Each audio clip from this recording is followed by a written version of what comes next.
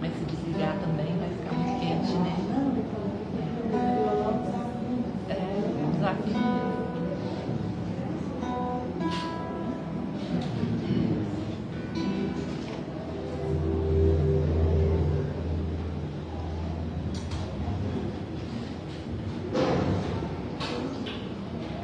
Boa noite. Já dizia um conhecido nosso chamado Almir Sater, que falava que o violeiro fica metade do tempo afinando, né? E a outra metade cantando desafinado. Pessoal, é uma honra estar aqui hoje comemorando com vocês os 44 anos da casa, a casa cheia. Para nós, assim, eu não conheço ninguém, mas todo mundo tem uma carinha de muito amor no coração. A gente sente isso. É uma honra estarmos aqui. Espero que a nossa música e as palavras do Berri cheguem no coração de vocês.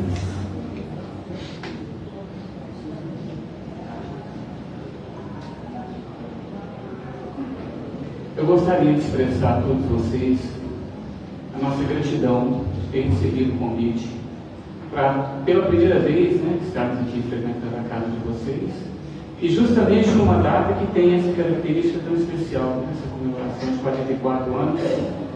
É uma vida, né, gente? 44 anos é muito longevo, né? Então a gente tem que realmente prestigiar e vamos dar aqui o de melhor para a gente poder fazer para vocês uma palavra de conforto, uma palavra de carinho.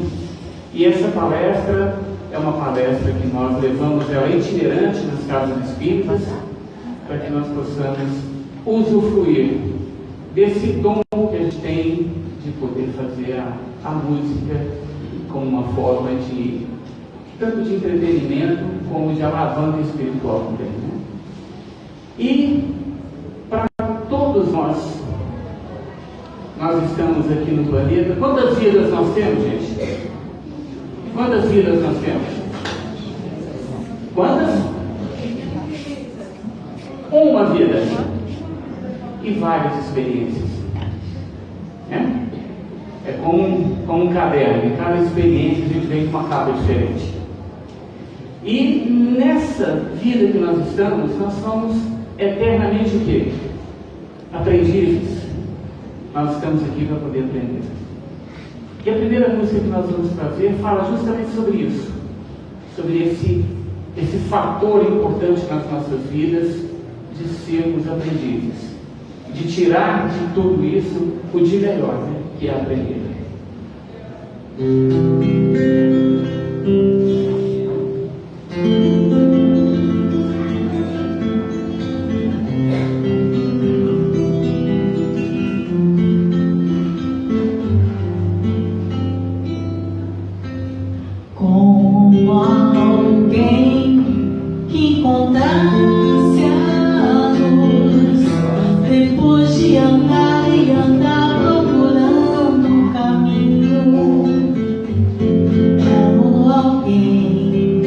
Quem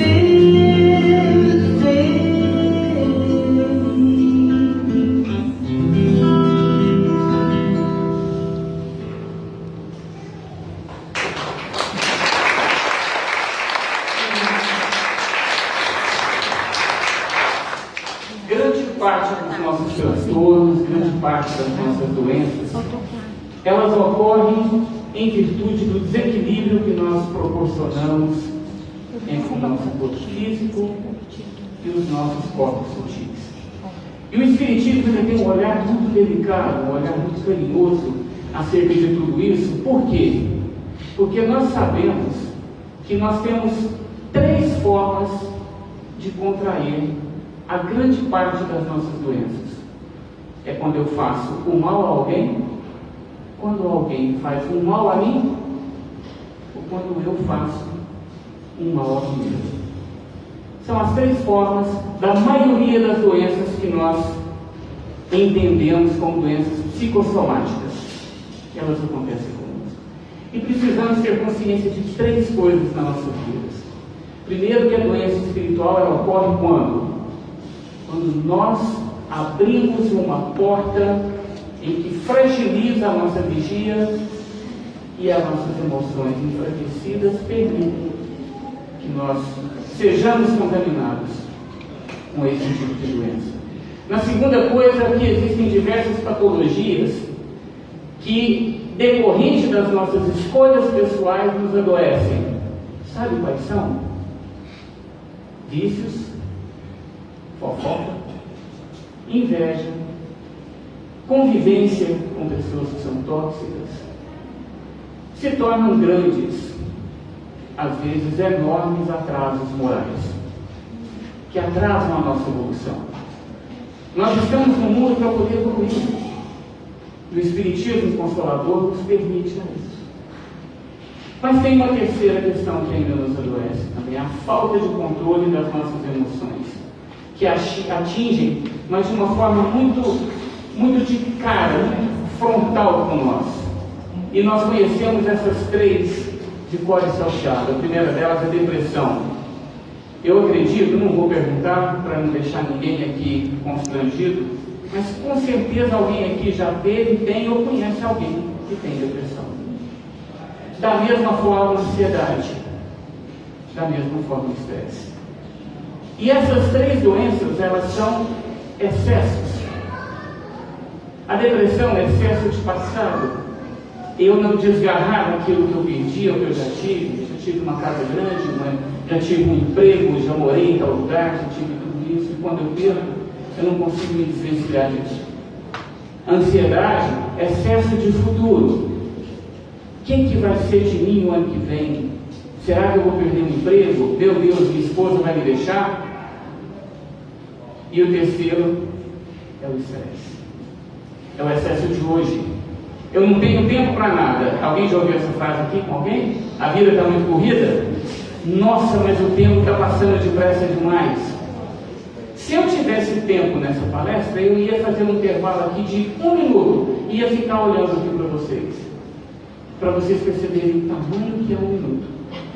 E às vezes a pessoa fala que não tem tempo de fazer uma oração, não tem tempo de se entregar minimamente para a conexão com o sagrado. Cada encarnação é um novo caminho cheio de oportunidades que nós temos. E o que acontece conosco é que por vezes nós desconectamos dessa caminhada e nós saímos daquilo que seria o nosso porto seguro. Lá na colônia espiritual, alguém nos envolve e chega para a gente e fala: olha, nós vamos traçar qual vai ser o planejamento da sua próxima existência. Não da próxima vida, da próxima existência. E aí cria todo aquele, que a gente vê na literatura, a entidade espiritual, nós ainda em espírito chegamos, concordamos, por vezes pedimos determinadas expiações para cumprir, mas quando nós chegamos aqui a gente se desvia de tudo aquilo que nós planejamos. E quando nós saímos desse caminho é quando a gente adquire essa doença. Então seria razoável eu comentar com vocês que a cura ela é o retorno a esse caminho original. Se eu fiz uma programação abençoada e me permito sair desse caminho pelo vício, pela inveja, pelo orgulho, pela vaidade, então é possível eu retornar a esse caminho? Eu retornar ao caminho da cura? Sim, é possível. E a próxima música que nós vamos tocar ela fala exatamente sobre isso, sobre essa oportunidade de nos renovar. E ela fala também sobre o sentimento de esperança que nasce em nós quando nós estamos fortalecidos no caminho. E é uma música que, quando nós começamos a fazer essa palestra, engraçado, ela não era tão conhecida. Hoje, ela é muito conhecida, eu acredito que a maioria de vocês conhecem, e vai ser uma honra se vocês cantarem conosco.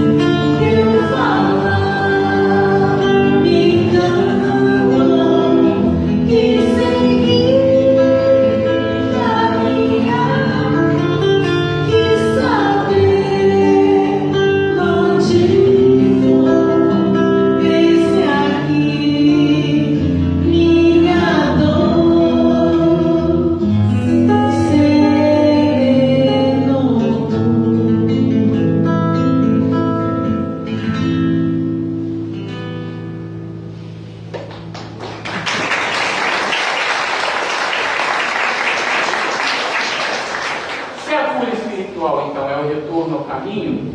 Quais são esses caminhos? E é sobre essa jornada que nós vamos conversar com vocês.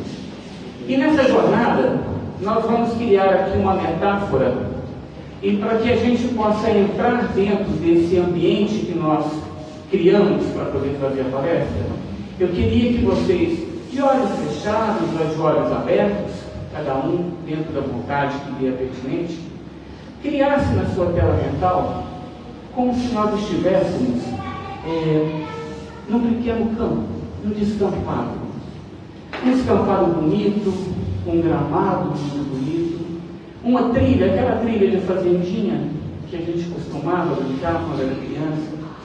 Ao lado dessa trilha, um riacho maravilhoso. E o vento batendo nos nossos cabelos, batendo no nosso rosto, trazendo aquela sensação maravilhosa de bem-estar. Pássaros cantando, pequenos animais silvestres andando, correndo para lá e para cá. Esse, minhas irmãs, meus irmãos, é o caminho que foi organizado para essa nossa existência. Nós saímos da colônia espiritual com o objetivo de trilhar esse caminho. Mas nessa metáfora que nós criamos para fazer a palestra, nós nos desviamos justamente desse caminho. Era um bom caminho? Esse vento, esses pássaros, esse campo, essa relva, esse riacho, era um bom caminho. Mas a gente insiste, na natureza humana, a gente procurar outros caminhos. E quando a gente sai do caminho, por vezes a gente se perde. E perdendo, nem sempre sabemos o caminho de volta. Ou por vezes ele fica mais difícil. E dentro desse ambiente em que eu me perdi nessa caminhada, indo nesse pensamento da metáfora que nós criamos, O primeiro lugar que nós encontramos, a primeira parada, a primeira casa que nós encontramos, que naquela sensação que vou encontrar ajuda, eu cheguei numa tensão.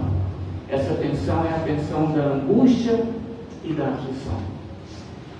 Nossas angústias, elas nos atingem pelo excesso de pensamentos negativos, sejam por erros cometidos, pelas perdas de entes queridos, pelo emprego perdido, pela mudança social, por uma separação. E passamos a desacreditar da vida, em nós mesmos. E quem aqui, no cantinho do coração, nunca teve um tremor da fé? Quem aqui nunca, em algum momento, sentiu que houve uma pequena desconexão com o sagrado, que a gente questiona ou questionou, até mesmo por vezes a própria existência de Deus? E isso por conta dessas aflições que nós passamos, por essas angústias. E isso vai levando na queda do desespero, vai nos levando a essa angústia. Mas nem tudo está perdido. Jesus, na simplicidade das parábolas e das frases tão atemporais que nos trouxe, bem-aventurados os aflitos, pois que serão consolados. Demonstra ali que o sofrimento é o prenúncio da cura, desde que suportado com resiliência, com firmeza da fé, o que vai garantir o que é tranquilidade nesse futuro tão esperado de melhora, de tranquilidade, justamente por seguir as palavras de Jesus. As bem-aventuranças, elas são consideradas por muitos sábios da história como a maior das virtudes já deixadas, registradas na história da humanidade. Gandhi,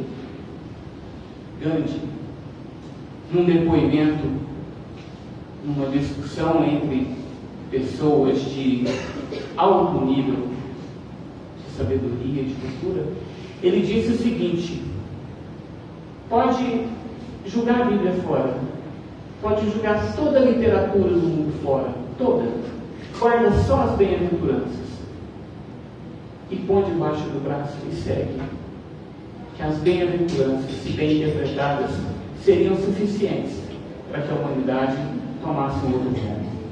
E a próxima música fala disso, as bem-aventuranças.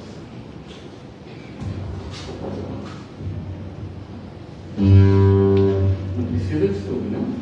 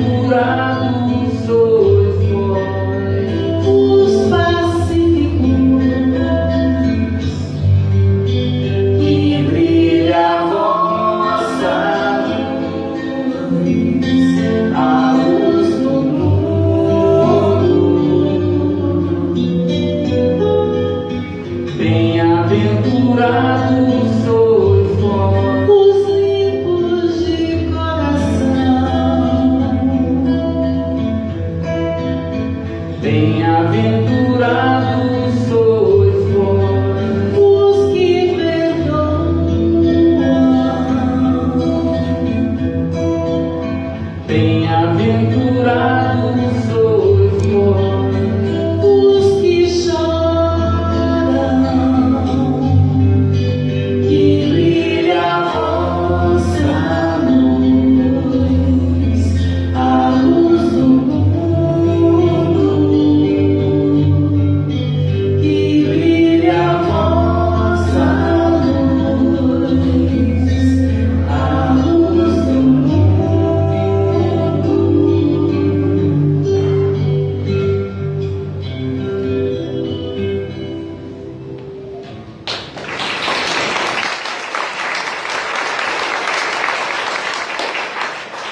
e diante das dificuldades de retornar a esse caminho seguro, movido pelas angústias e pelas aflições, acabamos por chegar em outra estação, o Museu das Amarguras. Ali nós guardamos consciente e inconscientemente tantos pesos, tantas lembranças desnecessárias, e uma delas, sabe qual é? A falta do perdão. E o perdão que estamos falando aqui também está relacionado ao perdão, o auto-perdão, de reconhecer nossas falhas, nossas fragilidades, até mesmo de entender os nossos limites. Não levanta a mão não, mas tem muita gente aqui acima dos 55 anos. Com certeza tem. E do sexo masculino também. Tem muita gente aqui acima dos 55 anos. Vou dar um depoimento para vocês de 15 segundos. Sabe qual foi meu último terror? O 8º degrau de uma escada. A hora que eu cheguei no 8º degrau da escada, a escada começou a balançar sozinha. Aí eu percebi que o meu equilíbrio não era mais o mesmo, que a minha segurança não era mais a mesma, que o meu limite começou a ser estabelecido. E a gente tem que se perdoar. E junto com o 8º degrau da escada, tem tanta coisa. Para nós, homens, para vocês, mulheres, quantos são os limites que nós já atingimos e por vezes nos envergonhamos e por vezes nos autoflagelamos por causa disso. Não aceitamos os limites. Isso é tão cruel. Somos cruéis conosco mesmo. E somente teremos condições de perdoar o próximo quando nós aprendemos a nos perdoar. Ninguém consegue perdoar alguém se você não consegue se perdoar primeiro. Assim como você não consegue amar alguém se você não se amar primeiro. Nós somos a nossa fonte, somos a nossa raiz primária. Se nós não nascermos dentro de nós mesmos, nós não conseguiremos levar isso para outras pessoas. E quando nós não perdoamos, nós carregamos um peso enorme nas nossas costas. O caminho fica mais difícil. E outro aspecto importante é a gente ter consciência do tamanho dos problemas. Por mais que cada problema é para cada um, e aqui a gente não entra nesse juízo de valor, talvez aos meus olhos o seu problema é pequeno, mas para você o seu problema é grande. Mas nós precisamos, dentro dos nossos próprios problemas, saber dar ordem de grandeza para isso. Eu não posso ter todos os meus problemas aqui. Tem problemas que eu tenho que reconhecer que são mais simples, porque daí eu vou sofrer um pouco menos. E perdoar tem uma situação muito importante, meus irmãos e meus irmãos. Não significa esquecer. Não existe um perdão absoluto. O perdoar significa compreender. Porque nós temos duas justiças. A justiça dos homens e essa até pode ter o perdão. E temos a justiça de Deus. E por vezes nós não exercitamos o perdão terreno porque esquecemos da justiça de Deus. E é muito mais fácil, por vezes, entendermos que a justiça divina não faz. Deus tem duas mãos maravilhosas. Numa mão, a misericórdia. Na outra, a justiça. Quando a misericórdia chega no limite, quando Deus chega no limite da sua misericórdia, Ele aplica a justiça. Aqui é carinho, aqui é afago, aqui dói. A justiça dói. Por vezes achamos que Deus atinge com muita força uma decisão que acontece nas nossas vidas. Mas é porque Ele está sendo justo conosco. E às vezes a justiça dói. Então, por vezes, é melhor a gente ficar na parte da misericórdia, né? Vai ser muito mais agradável. E a próxima música, ela mostra o quanto a vida de uma pessoa pode mudar quando ela consegue exercitar o perdão. E só perdoa quem tem amor próprio. Então, se perdão é amor, olha que coisa legal. Tem algumas coisas que a gente copia de outros palestrantes, né? Maravilhoso isso. Mas tem coisas que às vezes saem da cabeça da gente. Isso que eu vou falar para vocês saiu da minha cabeça.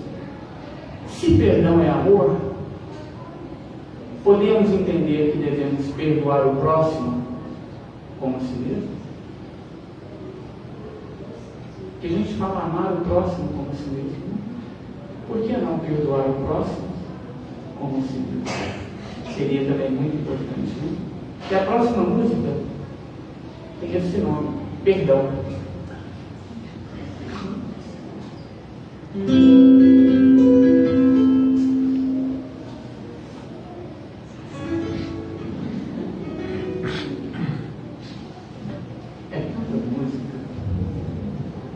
Às vezes a melodia bate asas, assim, sabe? A gente fica aqui querendo lembrar a melodia, como que vai tocar. E aí os mensageiros celestes não vêm para nos ajudar. Veio.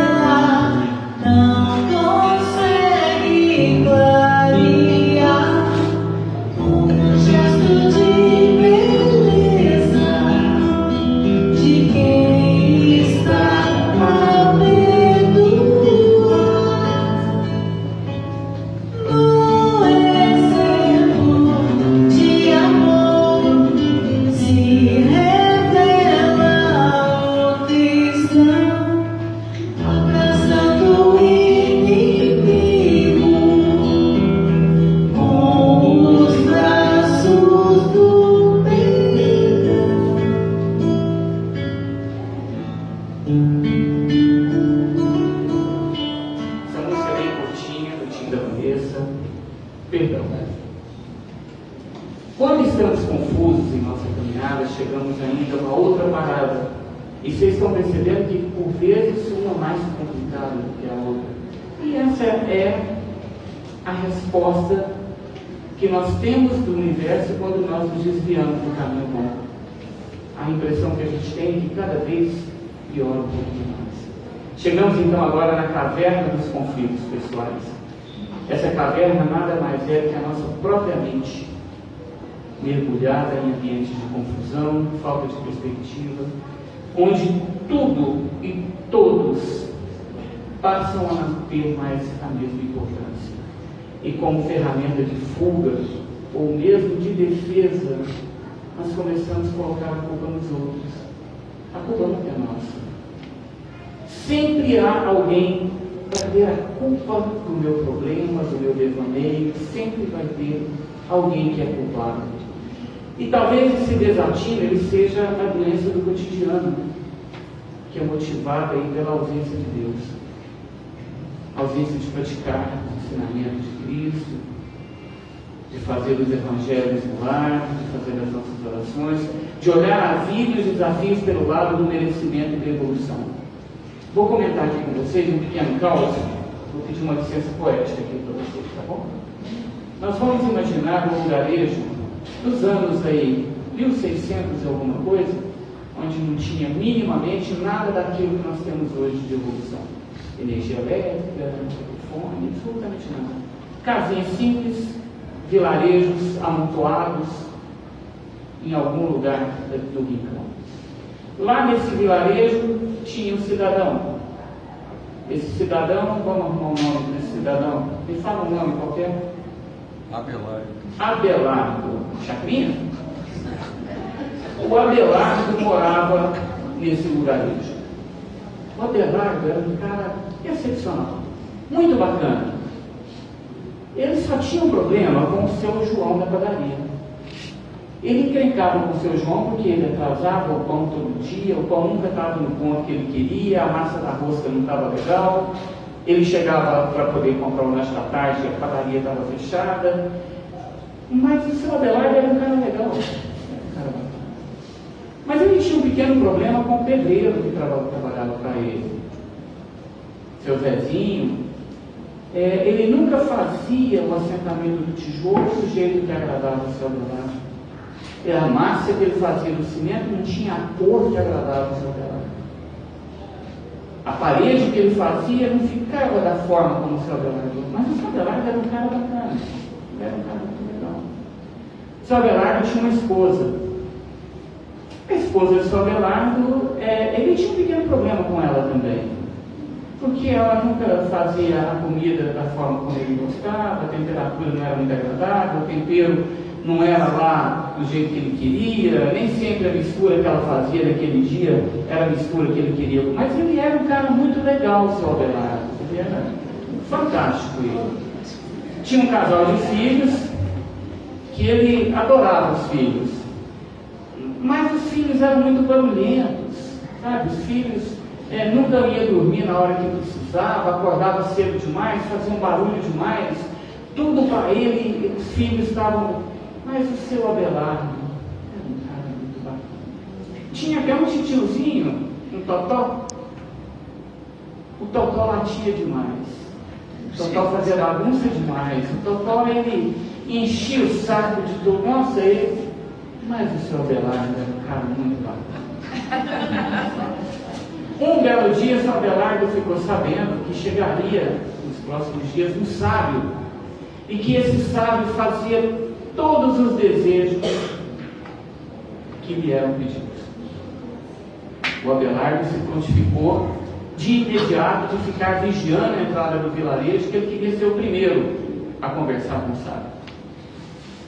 Dito isso, passaram alguns dias, o sábio chegou, o seu Abelardo estava lá pronto para atendê-lo.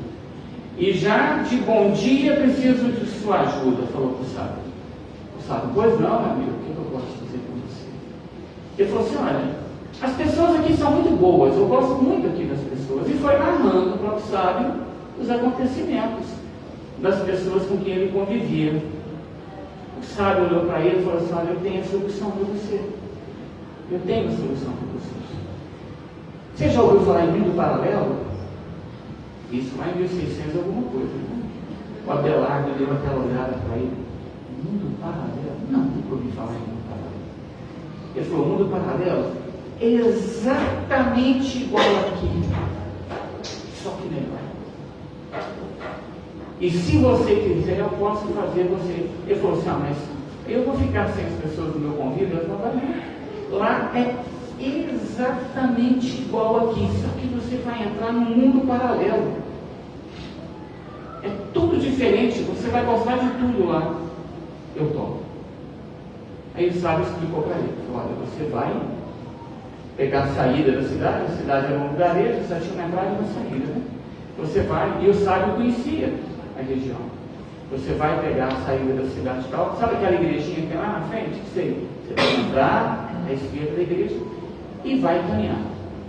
Você vai andar mais ou menos uns 3, 4, 5 dias. Não sei precisar o tempo que você vai caminhar, porque vai depender do seu ritmo de viagem. Mas todo dia você vai parar para descansar apenas à noite. Não para de dia, para só depois que escurecer. E quando escurecer, você vai pegar na caminhada, pegar um cascalho, achar uma rosa no campo, levar essa rosa junto, e a hora que você for dormir, você vai tirar os sapatos. Num sapato você vai colocar o cascalho, no outro sapato você vai colocar a rosa. E dorme. Coloca o sapato apontado para a direção que você tem que ir no outro dia. Por quê? Você vai dormir à noite, cansado, vai acordar no outro dia e não vai saber para onde vai. Perfeito. Obrigado. Um anjo, foi uma psicofonia. Vocês já ouviram aí? Foi só eu que ouvi. É psicofônico aqui. E assim fez, o sábio fez lá um embornal, colocou ali uma farofinha de frango e caiu no chão, foi embora. Chegou lá na igrejinha, pegou o lado esquerdo e foi embora caminhando. No primeiro dia à noite, deixou anoitecer, tirou o sapato, apontou para o rumo que ele ia no outro dia, colocou o cascalho de um lado, foi no outro, adormeceu. No outro dia ela vai ele caminhando de novo. Na sequência, o sábio terminou o que ele queria fazer no lugarejo e foi no mesmo rumo, que a estrada era basicamente a mesma. Só que o sábio era estradeiro, né? O sábio andava rápido. Quando foi no final do terceiro dia, o sábio foi caminhando e avistou ele a distância. Ele sábio manteve a distância dele. Esperou ele dormir. Quando ele dormiu, ele se aproximou perto dele, foi lá, pegou o sapato dele, virou ao contrário e foi embora do sábado. O Abelardo, no outro dia, acordou maravilhado com tudo aquilo, né? Aquela caminhada, aquela ansiedade. Colocou o sapatinho, olhou o mundo, é para cá que eu vou, embora. Caminhou mais 3 dias, que ele tinha caminhado 3 dias.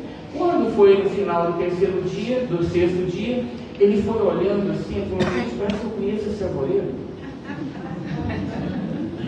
Passou um pouquinho, tá de brincadeira, eu conheço aquela ponte ali, que eu estou chegando no mundo paralelo.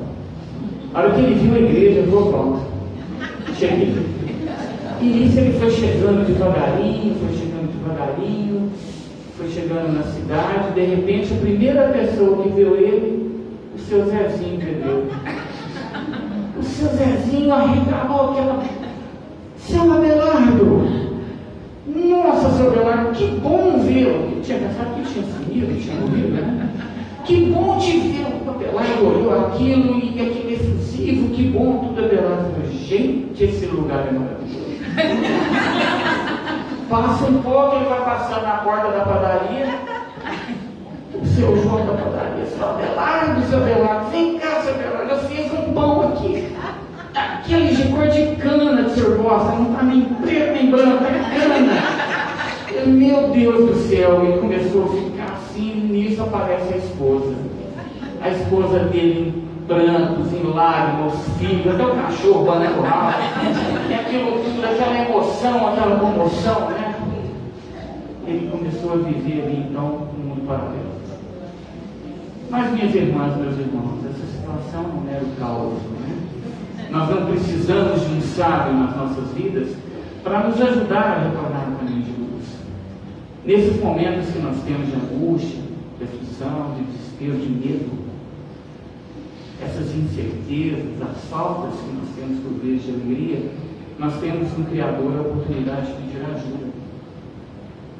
E Deus, que tudo vê, tudo sabe, tudo intui, sabe de nós, sabe o que o nosso coração está pensando de verdade, sabe o que nos aguarda. E nós vamos para partir para o encerramento da nossa palestra. Quanto tempo ainda tem? Não, nós começamos, era 8 e quase 20, né? Então ainda faltam 7 minutos. Posso ir mais 7 minutos?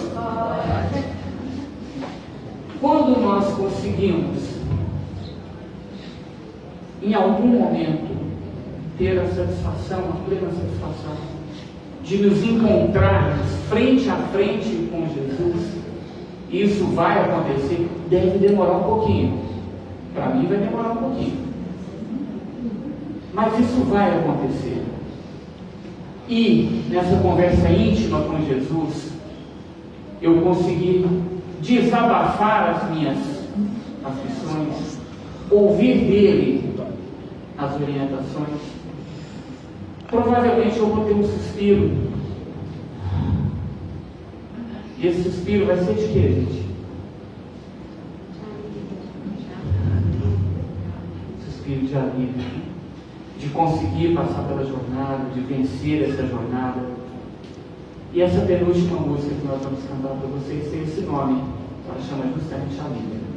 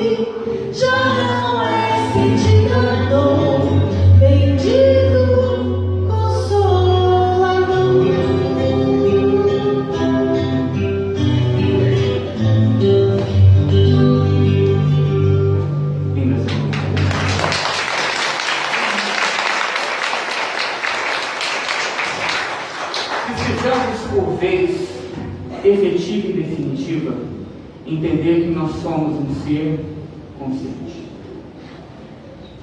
Que somos um espírito que, por misericórdia de Deus, temos a oportunidade de reencarnar várias vezes. Enquanto acharmos que somos um corpo que tem um espírito, avançaremos pouco, ou quase nada. Em nossas oportunidades reencarnatórias, nós somos imortais. Por isso, se nós somos imortais, nós precisamos ter pensamentos imortais. Já pensaram nisso? Já pensamos o que nós vamos fazer na nossa próxima existência? Sim ou não? Nós temos que ter pensamentos imortais. Nós vamos voltar. De que forma nós queremos voltar? Como nós estamos trabalhando o nosso pensamento? A gente sempre se prepara, nós espíritas, nós sempre nos preparamos para o seu desencarne, né? A gente sempre trabalha isso na nossa cabeça. Mas e a próxima existência? Como que vai ser? Nós estamos preparados para ela? Será que o que nós estamos fazendo aqui, nós seremos dignos de termos mais tranquilidade na próxima existência? Ou que nós estamos plantando, a colheita vai ser um pouco mirrada e por vezes nós poderemos ter um pouco mais de dificuldade, né? E a próxima canção, a última da nossa palestra, ela nos mostra que quando entendemos que a doutrina espírita é verdadeiramente consolador, positivo, mencionado por Jesus, e que através dele nos conectamos com Deus, tudo em nossa volta pode se transformar. Essa música chama Cristo, Estou Aqui, ela canta presente, e todas as outras músicas que nós cantamos são do Tim. e da Vanessa. Tá?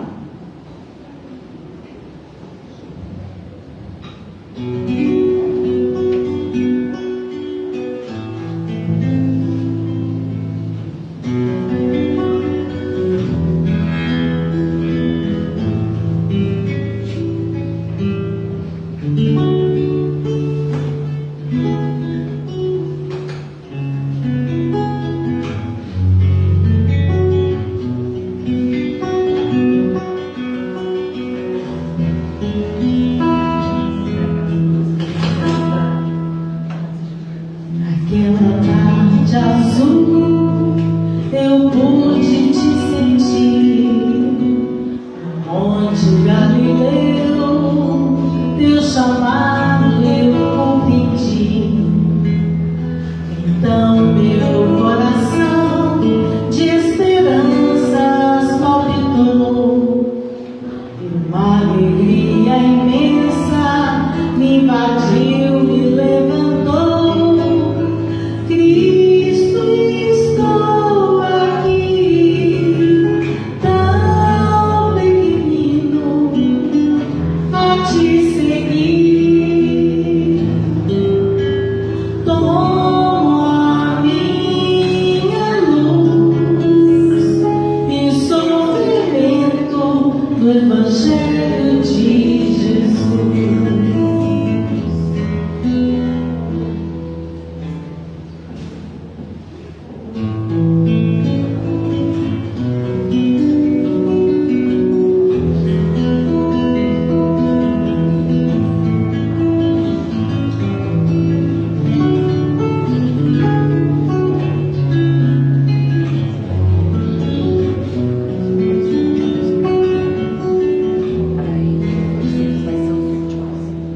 Naquela tarde azul, eu pude te sentir. Monte Galileu, teu chamado eu compreendi. Então meu coração de esperanças palpitou, e uma alegria imensa invadiu, me levantou.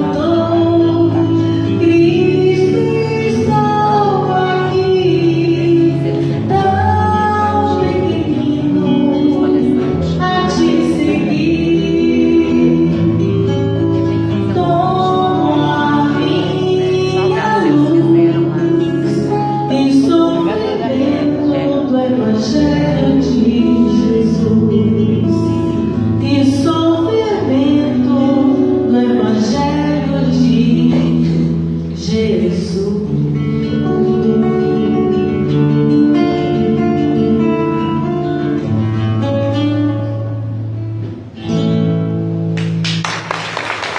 Pessoal,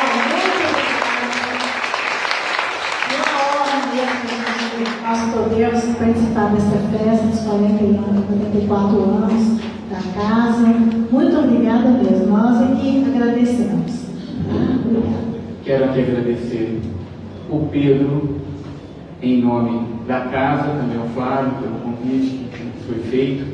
Foi maravilhoso poder conhecer a casa, conhecer novas fisionomias, né, do mundo espírita. É maravilhoso isso. Queria pedir carinhosamente uma gentileza de vocês. Nós temos um canal de divulgação da doutrina espírita. Esse canal não é monetizado, nós não ganhamos dinheiro com ele e nunca vai ser. E nós estamos num momento desse canal extremamente importante, porque as diretivas do YouTube só dão oportunidade para os canais pequenos a partir do momento que eles têm 1000 seguidores. O que é essa oportunidade? Quando alguém coloca lá, por exemplo, assim, música espírita, só vai puxar as primeiras categorias quem tem mais de 1000 seguidores. Nosso canal, que é fraquinho, peditinho, aparece lá em 25º lugar, aliás, 25ª página. Então, por vezes, a gente não consegue acessar outras pessoas, as nossas palestras, e são muitas pessoas acamadas, muitas pessoas que não têm condição de ir à casa espírita, que ficam em casa procurando esse material. E nós estamos hoje com 910 inscritos. já tem desde 2017 que a gente vem nesse garimpo, de tentar chegar nesses 1000 para a gente poder alavancar. Então eu queria pedir a vocês esse carinho, essa retribuição. O canal chama Espiritismo, Arte e Vida. Essa borboletinha aqui, olha. Borboletinha. Então, se puderem, entra lá na internet, segue o nosso canal, clica lá no sininho. Isso daqui a pouco vai fazer com que a gente consiga chegar em confins, em outros lugares. Não é para ganhar dinheiro, é para levar essa mensagem igual que vocês receberam por hoje. Muito obrigado a vocês pelo carinho.